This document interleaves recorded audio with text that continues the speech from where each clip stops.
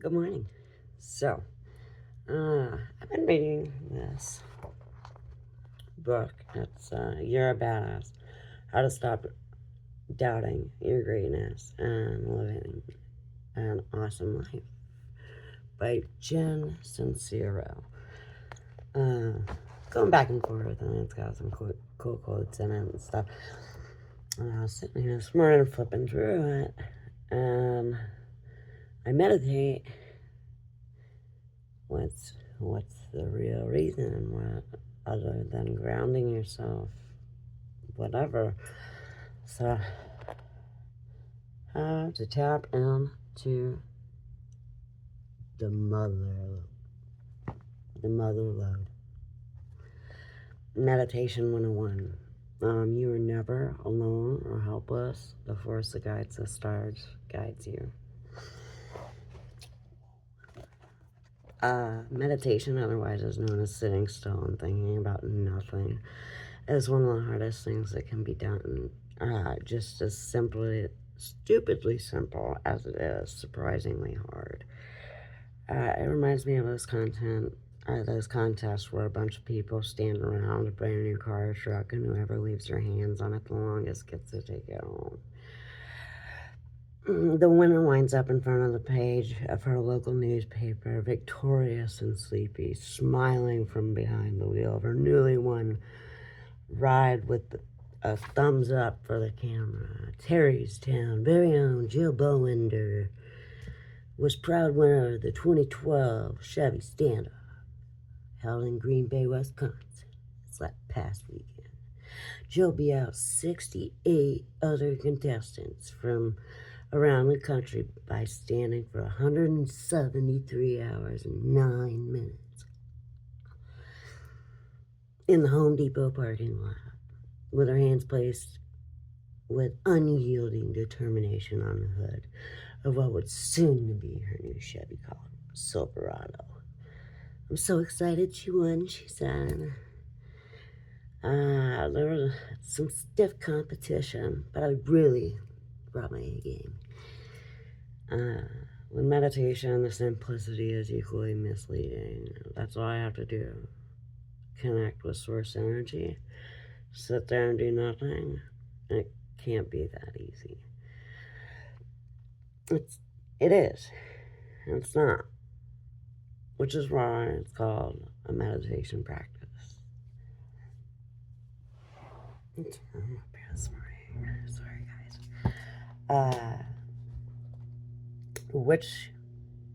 Excuse me.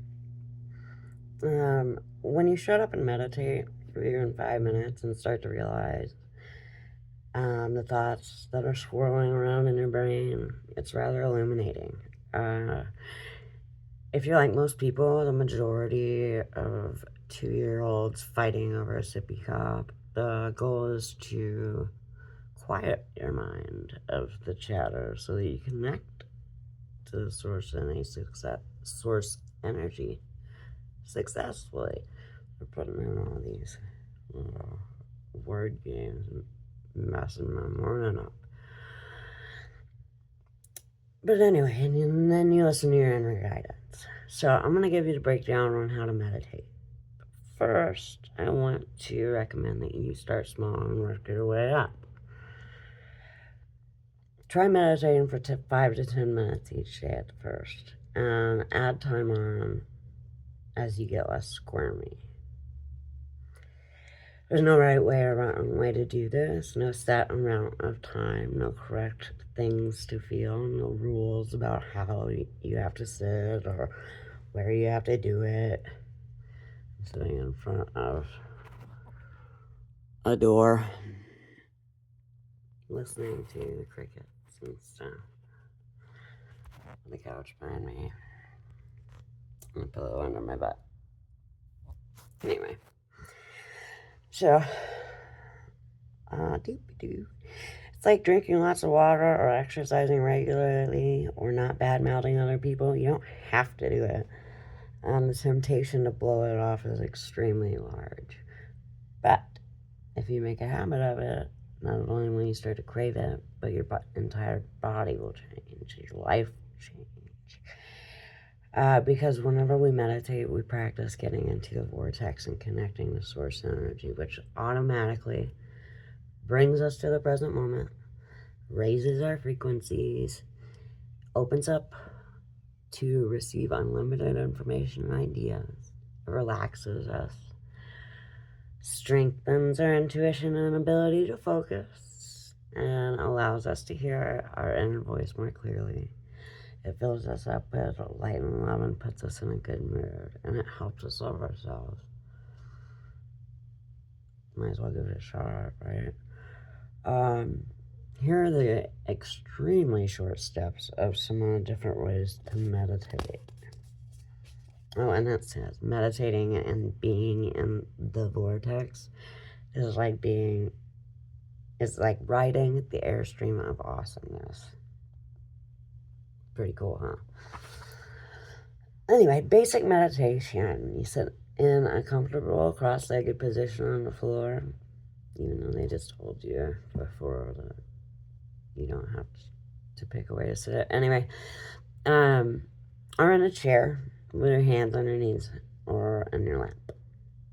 Sit up straight and relax your entire face, especially your jaw and your forehead. Close your eyes, or if it helps you focus and not fall asleep, keep them open and gaze softly at a spot on the ground a couple feet away from you. Focus on your breathing. Notice it moving in and out of your body. You don't have to breathe in any special way, just focus on it. Gently release any thoughts that come into your brain and refocus on your breathing. Keep in mind as clear and empty as possible, and listen for intuitive hits that may or may not come through. Ta-da! That's it. Really does say ta-da. Options and suggestions. Set a timer, light a candle, and focus on it. Get yourself some, I personally hate sage. Call me evil or bad vibes or whatever the fuck you want to say, but I choose Palo Santo over sage. The type of tree bark. So anyway,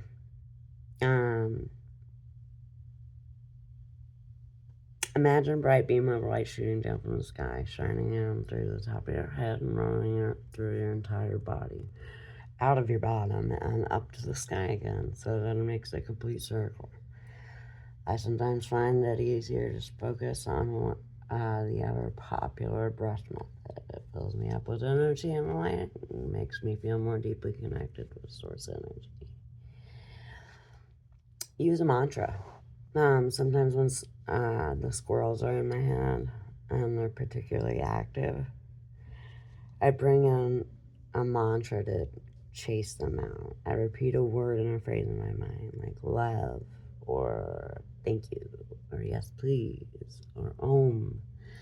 Something that makes me feel good and is fairly neutral, but could use a mantra like meatloaf, I guess, if that's your thing. Okay, anyway, try and do it first thing in the morning so you're not distracted by whatever the day brings. You'll also be more connected having just woken up from sleeping. They say to do it even like before you get out of bed, but I need coffee and shit. Next, if there's something in your life that you're working on or through, you can set an intention. Ask for help during your meditation practice. Meditating is not about shut up. Reverse. Meditation is about receiving information from the universe. Setting intentions and praying are about sending information out to the universe. There are two ways that you can do this. Start with a question. Something like, how do I deal with my pain in the ass? Teenage, almost niece, I guess, because I don't have it. I have a stepson. Anyway, and see what, if any, answers download while you meditate. Or B, meditate first, and then open up the channel, clear out the chatter, and then ask the questions in space of clarity and connection and see what, if anything, comes to you. Excuse me. So, guided meditation. There are countless CDs and DVDs and various hippies and guru types that I've made over the years to walk you through meditations. I suggest taking the guided route whenever you're first starting. They make great training wheels, and I use them occasionally, especially if I want to focus on something specific. There are also guided meditation centers all over the place. It's really nice every once in a while to get and meditate in a group. You can really feed off the energy and get the discipline to sit there for an extended period of time. Do a search for meditation centers or ashrams in your area. Sometimes yoga studios hold guided meditations too. Or just hang out with me on YouTube. Doesn't seem so bad now, does it? Chanting. Chanting is also a way to get out of the meditative state. You can repeat a mantra over and over, loud on your own, or if you prefer, to avoid getting busted and very possibly ridiculed, you can do it in a group by attending a curtain meditation class. Curtain meditation involves call and response chanting of Sanskrit mantras or devotional songs, and you attend these classes at a yoga studio or a meditation center. Also, check out Transcendental Meditation Instruction, a form that involves repeating mantras and sitting twice a day for 20 minutes at a time. Excuse me. So, I've had a pretty profound experience while meditating. I've seen the walls melt around me. Felt like I was levitating, and I have experienced such a state of euphoria that it almost hurt. I can totally agree with this one. I did some sound healing at a full moon retreat, and I have never come out of my body as much as I did with this. It was the craziest experience of my life. So, cool shit. I've also had extremely unprofound experiences. I've fallen asleep, spent the entire time squirming and thinking what to make for lunch, and have totally been in the zone. And then I realized I was in the zone and thought, awesome, I'm in the zone, thereby pulling myself out of the zone. I think meditation is even more essential now than it has been. Now that we have all this technology at our fingertips and distractions have become our way of life. While I truly believe that we, as a species, are becoming more and more conscious, I'm amazed that at the same time our attention spans are rapidly shrinking. Put a kid in front of a tablet, you never have to fuck with them again. Kind of shit. I was playing tennis the other day with someone who got a text, pulled out his phone, and chucked it in the middle of a point. It's astonishing that we can still speak in full sentences.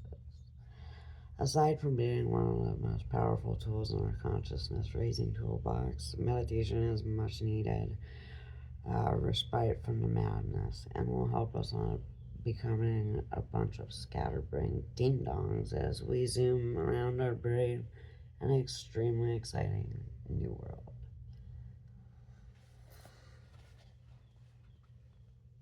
You're a badass. Don't forget it. So, a couple words for the day. In order to truly raise your vibrations, you have got to believe in everything that you want, that everything that you want is available to you. the best way to keep this belief strong is by staying connected to source energy. The meditation that I'm going to do, you can find on YouTube. You don't have to hang out with me and do it. It's whatever. Or you can deal with me. I'll be here for it. Nurture your true self. Guided meditation for inner child healing. It's 20 minutes, so I know everybody's got busy lives, but it'll be worth it.